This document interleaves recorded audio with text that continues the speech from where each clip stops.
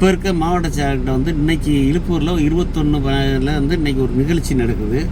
என்ன பஞ்சாயத்தில் அங்கே போய் ஒரு துண்டு போடுறாரு என்னங்கல வர்றவங்களுக்கு வணக்கம் சொன்னால் இங்கிட்டு திரும்பிக்கிட்டு வணக்கமே சொல்ல மாட்டாரு, வணக்கம் இங்கே போட்டார். 4 பேர்த்துட்டு பேசினா தானே அந்த மாவட்ட செயலாளர் 10 கட்சிக்காரன் இருப்பேன், 10 பேர் இருப்பேன்.